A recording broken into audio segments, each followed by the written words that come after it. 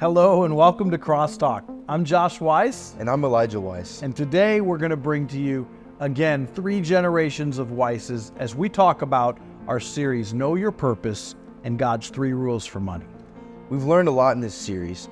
We learned that the first rule of money is that it's never about the money, it's always about the decision.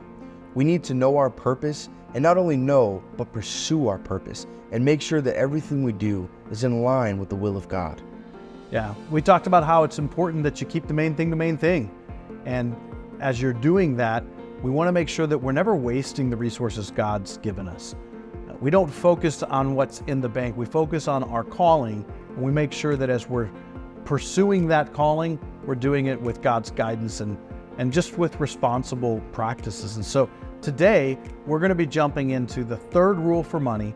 And so I want to encourage you, maybe take some notes even, jot down some thoughts and think about some things that you want to bring up to us on social. You can reach out to us and maybe post a comment or ask a question or engage with us on social. Just search for @CrossTalk TV.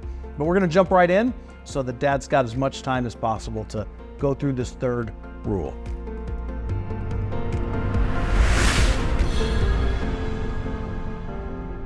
I want to live every day for the rest of my days on this earth conscious of the 2 most important days of my life.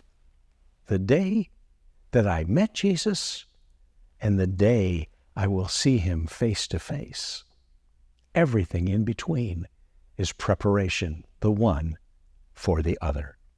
He took me like I was to make me what I will be. Who am I? I am not who I was in February of 1973 when, on our honeymoon, I met Jesus and was called to this ministry during the Jesus Revolution. And I am not yet who I will be for eternity with Jesus, my Messiah. I am a sinner saved by grace, and I am on a mission. God launched me on a quest to know him and to have his peace. Therefore, I want the peace of God. Do you know his peace? Do you want the peace of the Lord? God showed me how to have peace with him. He also showed me how to serve him in faith and fruitfulness. Do you want to know how it's done? Keep God's 3 rules about money. When I grow up, I want to be like Jesus. He died for me. I want to live for him. The 3 rules are not that difficult. They just require a clear focus. So remember, God's money rule number 1, it's never about the money. It's always about the decision. God's money rule number 2, keep the main thing the main thing. I needed to understand, what is the main thing? Now, you might have the same question. What is the main thing?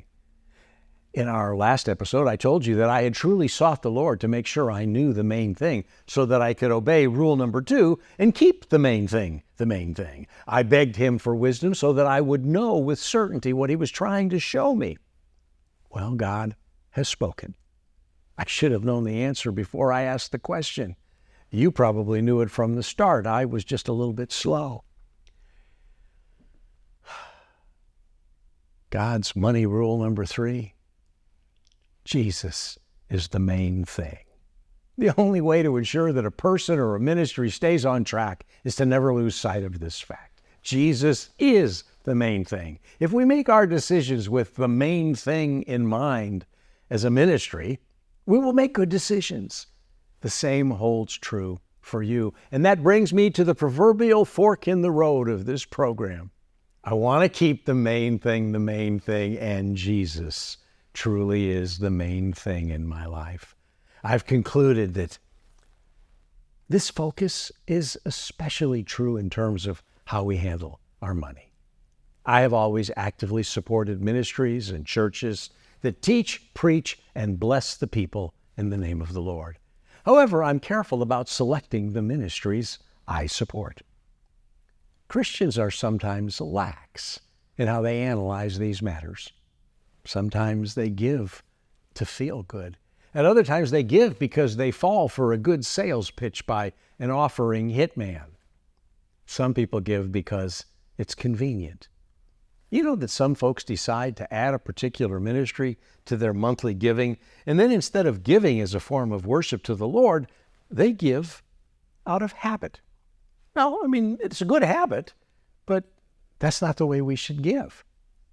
I mean, some people, they start giving to a particular ministry, whatever it is, and then they never look back. They give because it is suddenly a part of their budget.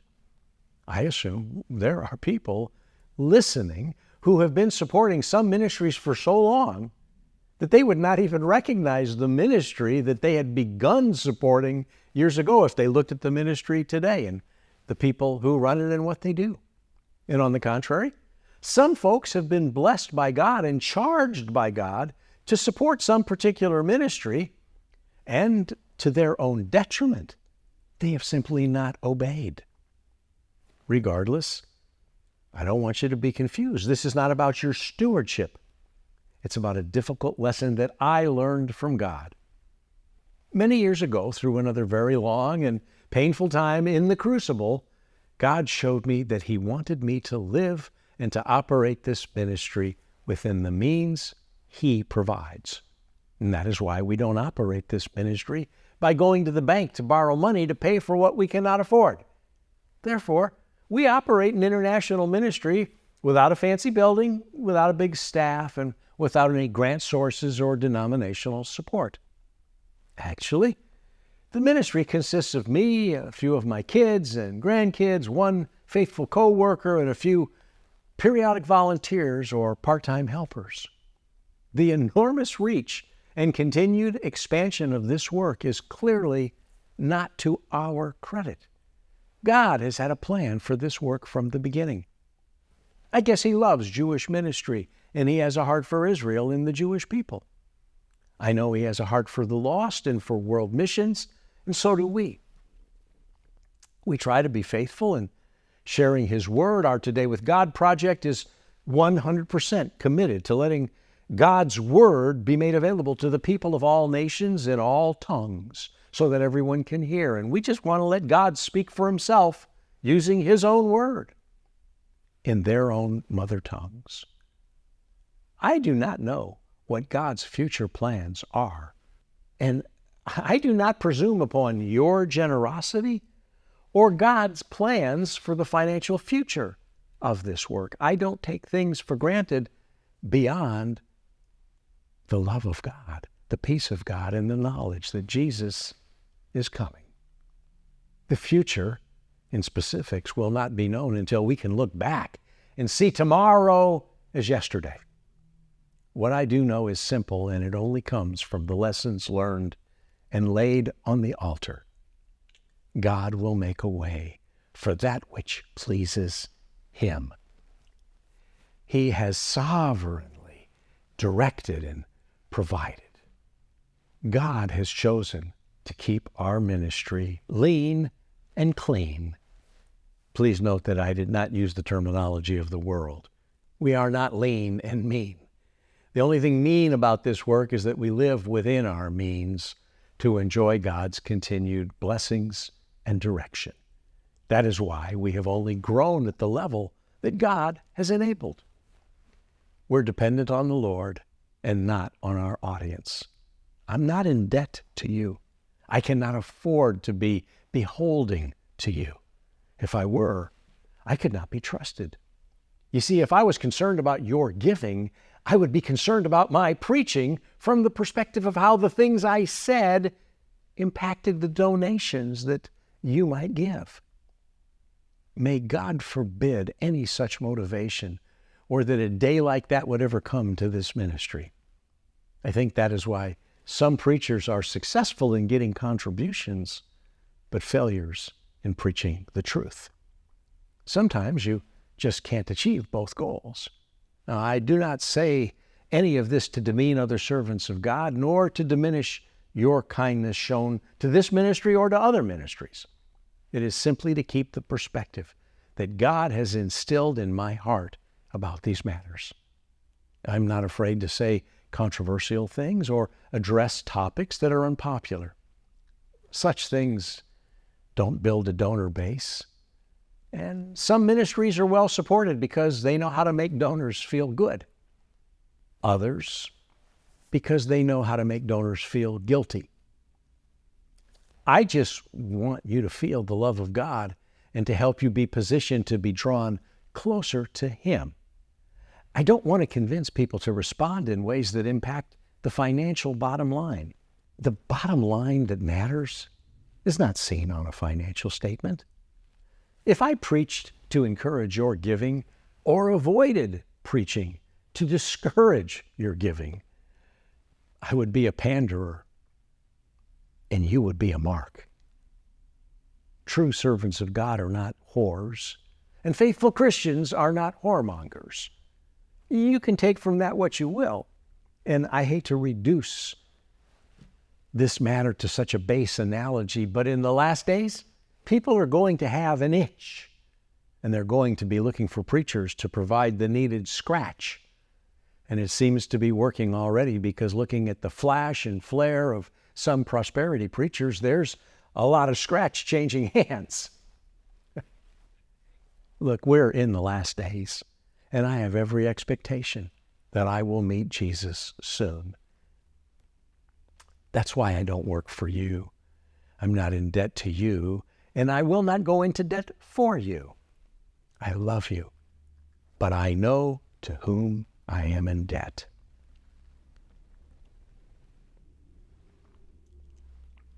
It's like the old saying goes, I had a debt I could not pay. He paid a debt he did not owe. And that's the reason I serve an audience of one. His name is Jesus. I understand the cost of my salvation in the light of my utter inability to pay for my sins. The debt paid by Jesus causes me to seek and maintain a proper perspective on the value that God places on my life, my time, my words, my service, and the immeasurable debt owed to Him alone. That debt causes me to love you and to serve Him. You see, it is to Him alone that I will answer, and it is His approval I seek. So with that in mind, please understand why I may fail you in my efforts to not fail the Lord. You may not be the vessel that God seeks to reach through this ministry. That is why you may not like me or approve of my focus. I hope you will love me and pray for me anyway. I am a minister of the gospel, and if I don't live up to your expectations, pray that I don't miss His. There may be someone in the audience who needs to hear precisely what the Lord has put in my heart. It may not be for you, but that does not reduce the importance to the one who needs what is declared. So, with all of these things being true, and I believe they are, why did my Heavenly Father take me back to the crucible? Earlier in this series, I discussed the crucible in some detail. It's a powerful tool of the refiner. I believe He wanted me to understand and embrace His 3 money rules, and He wanted me to sort them out for myself so I could bring them to you. And I hope you found value in this little lesson. I needed to focus my thoughts more clearly on the 2 most important days of my life, and I needed to be able to share these comments with my friends. I give thanks for the knowledge that God loves me, even when under fire. And I can rest in that and be grateful that I am no longer in the fire, but still in His tender grip. Until next time, shalom, and God bless you. So now that you know all 3 rules of money, let's go back through them. In the first episode, we learned that God's first rule of money is that it's never about the money. It's always about the decision. What we do is not based on what's in our bank account, but based on where God has called us to do. And the second rule that we learned is to keep the main thing the main thing. We have to know what God has called us to do and make sure that that's our focus in everything that we're doing. We can't waste our resources because we're not being conscious of what God has provided us with. And the third rule that you just learned is that Jesus is the main thing. In order to keep the main thing, we have to know what the main thing is. And the main thing is Jesus. We are called to live a life based on what Jesus calls us to do. Yeah. I think sometimes it's easy to lose sight of those things, and they seem like very simple, elementary type principles that, make sure you're following your purpose and know that, Jesus is the main thing. It's easy to say those things, but living it out is sometimes maybe a little bit more complicated. With that being said, is there anything in your life that you've been able to apply these 3 rules of money that you think I or the viewers could benefit from hearing? We've been at this journey of the CrossTalk ministry for decades now, obviously. And when you grow up in a faith-based environment, you kind of see faith carried out different ways over the span of your life.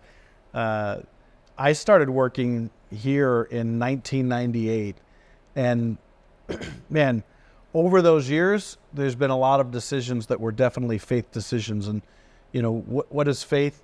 It's stepping out on nothing and expecting something there, right? Yeah. And I remember, Dad's talked about these 3 rules actually to us in the past. And so this isn't the first time that I've gotten this lesson, and we've lived this lesson out, multiple times in the past. One specific time I remember is we were all sitting around the living room and feeling God calling towards some specific action, and it was your Uncle Caleb and Jennifer and Mom and I, and then your grandparents, and we were all talking about, okay, is this what God's calling us to do? And so that lesson about it doesn't matter what the bank account says. It's about the decision, right? Because if God's calling you towards something, you walk in that faith. And I remember we all sat there. It was around August time, and we knew that, okay, we're taking this leap of faith, and in so doing, if God didn't do something by April 1 of the following year, then we would be we would have depleted everything, and we wouldn't have a way to pay any electric bill or anything, like personally, not just at a ministry level. But we made a decision that this was what God called us to do, and we stepped out in faith, and we began doing things over the course of the next several months. And some of the things that we did were celebratory in faith of what God was doing. You might not even remember it, or you might not have known what was taking place, but there were times that we just wanted to just celebrate God's goodness, and that He was, we don't have to walk in fear of the outcome, we walk in faith. And so one time, you guys all got brand new bicycles at one point. Yeah, I remember. And we went to the store, and we were just celebrating God's goodness. That was in the season when we knew that, okay, things would be very different if God didn't show up in like 2 months later. That was January time, so we had 3 months. And we just continued walking that path out. And everybody around that saw the steps that we were taking in the television space, they thought that we were crazy because it did not make sense. We were running into a burning building, essentially, and everybody else was running out. But it was a step of faith. And God showed up. It was like March 30th of that year that God showed up and provided the financial capital that was needed to keep things going. And it was one of those things where we were all ready to go off the cliff, and God just showed up at the very last moment, never late and often not early. God's an on-time God. And so if you walk out a life of faith where you recognize God's an on-time God, then you're not wavering based on your circumstance. You know that God's demonstrated Himself before, He'll demonstrate Himself again, and so you walk in faith. And so it's a difficult thing sometimes to put it into practice, but You got to know your purpose. And knowing your purpose, that can't be stressed enough. When you know that you're called towards something specific, then when obstacles come, when barriers are in the way, you're not as prone to look at the obstacle itself. Yeah. You focus on the God that's capable of walking you through that obstacle, delivering you from that hurdle or the difficult time. And so that's kind of, I don't know, one thing that came to mind for me. Yeah, I mean, obviously, I've heard the stories, but I've never really fully understood because I was much younger. I definitely remember the bikes. Yeah. I was pretty happy to get a new bike. But you've been a part of this faith journey as a family, not just with Mom and I, but you've been aware of kind of what's taken place from the standpoint with the ministry and with your grandparents and stuff. I mean, I've definitely been a part of it. I think it's been pretty recent that I've understood that we really moved on faith, and especially being, the age I am now and walking in faith as I'm trying to, from seeing the way that you guys have or the way that, my grandparents have. It's very cool to see that this is where I'm at. And it's cool to hear the stories like that where God has moved and he has come through whenever we didn't know if he was going to, or we were just praying that he would. So walk this out now and maybe share, how can this apply to you? Like what's a way that you can see this as application, or as some of our viewers might be able to? Yeah, no, I definitely think there's many different applications. I think it's a way of life. Hearing the way that you and my grandparents have moved in faith, not knowing what the decision or outcome will be, is just, to me, it's a testimony of faith that's how I need to live my life. And walking into this season that I'm in, where I'm working at CrossTalk now, and I'm producing and editing, and I'm a bigger part of where you were at one point, seeing our faith journey with God, the way that we're stepping out in faith, not knowing where the money's going to come from. I think for me, that's just showing me that that's how I'm supposed to live, and that's how God calls us to live, that it's not about the money, it's always about the decision, and that if God calls me to do something, I better move. Yeah. Because if I don't, then the consequences or what I'm missing out on, I'll never know. And just seeing the way that, your testimony of faith has shown me that God will always come through if he calls you to do something. And I think that's something that I can take in my life, and I think that's something the viewers can take and apply to their life as well, just seeing that God has always come through for us. Yeah. And we've always moved whenever he felt he's called. One thing that I think is important when we think about this faith journey, if God's in it, then there's a likelihood that it's probably bigger than you. Yeah. If you start thinking about you're accomplishing something that God's called you to accomplish, it's a God-sized step. It's so big that success likely is not possible unless God is in it. Yeah. If it was easy, if it was something that we could do on our own, then do it. Right, exactly. But when we take steps that are so big that they're only possible to be successful if God's in it, then you know that it's a walk of faith. And so I really lean in on Paul's words about, I boast in my weakness. Yeah. I boast in my weakness because I know that God's power is made perfect in my weakness. And so it's not about the fact that I don't have to act like I've got the money in the bank and be almost fake in that confidence. It's a faith that's, no, I don't have the money. I know I don't have the money, but I know who does. I don't have the strength, but I know who does. I don't have the wisdom or the knowledge, but I know who does. And that's not because I'm so great, it's because he's so great. And so I want to encourage you, whatever it is that you're seeking the Lord about, first make sure it's in line with the purpose he has for your life. Yeah. But I want to encourage you to let us participate in that. Come and talk with us, share with us, reach out to us on social media, and put a comment somewhere, or drop us a message and let us know what God is challenging you in, or what he's commissioning you to do, and let us participate in lifting that up in prayer, encouraging you, supporting you, and we just want to be a part of that. And so how can they find us? Yeah, you can find us on any social media at CrossTalk TV. And if you missed the first 3 parts of this series, I want to encourage you to check out our YouTube at CrossTalk TV as well.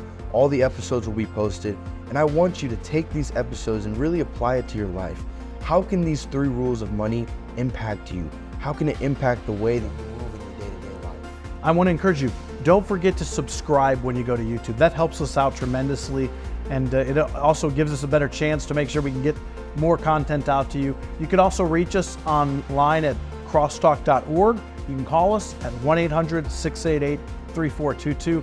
And of course, we are a nonprofit 501c3 organization. We do appreciate your financial contributions if the Lord's leading you to do that. So please, if God leads you, help us out. And we want you to come back next time. There's a lot more to go over in the CrossTalk series. And so until next time, shalom and God bless.